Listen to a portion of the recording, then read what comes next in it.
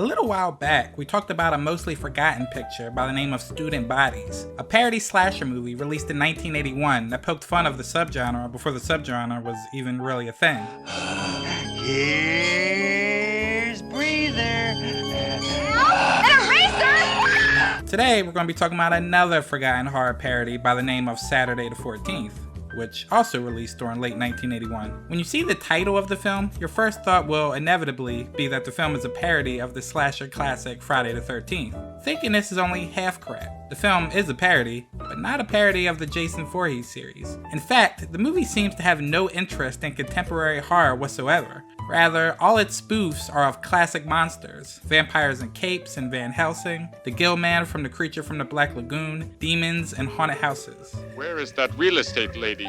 She probably meant 4 o'clock in the afternoon. 4 o'clock in the afternoon? When does she sleep?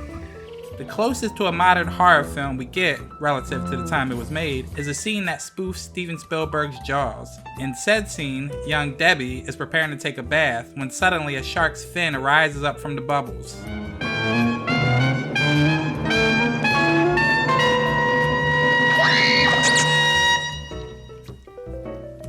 The film is about a family who moves into a house they were willed. My attorney shall inform John and Mary of the curse on the house.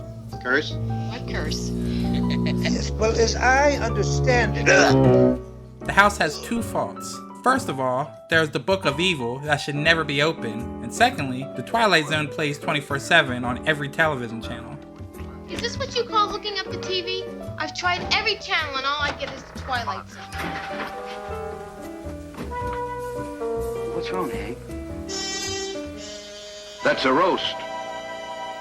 A vampire and his wife want the house to find the book and want to spook the family away. Van Helsing also wants the book for his own purpose. The book clearly states that you should never open it, so, of course, it is quickly opened. When it is opened, all types of badly costumed and not-so-evil creatures start to turn up. If things are not taken care of by Saturday the 14th, then evil will rule the world.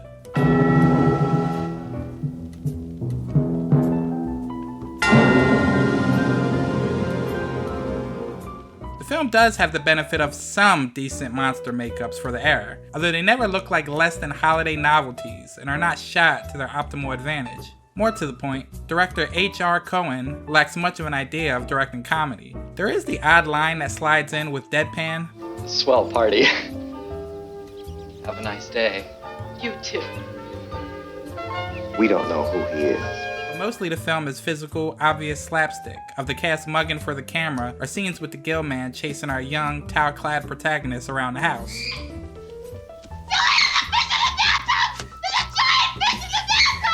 What? Much of the charm of the film comes from the younger characters, who seem to be the smartest of the bunch, who frequently find themselves going head-to-head with the monsters that now inhabit their new home. It's reminiscent of family-oriented horror films like Little Monsters or The Monster Squad. What are you doing?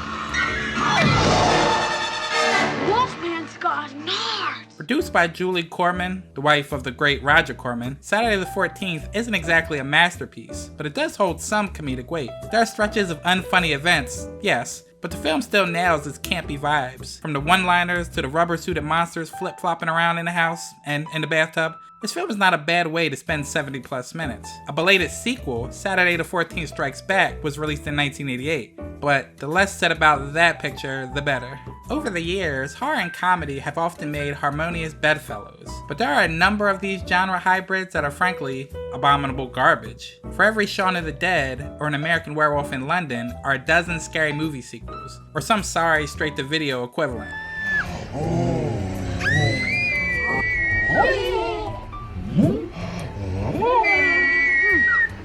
Saturday the 14th on the spectrum lands right about here.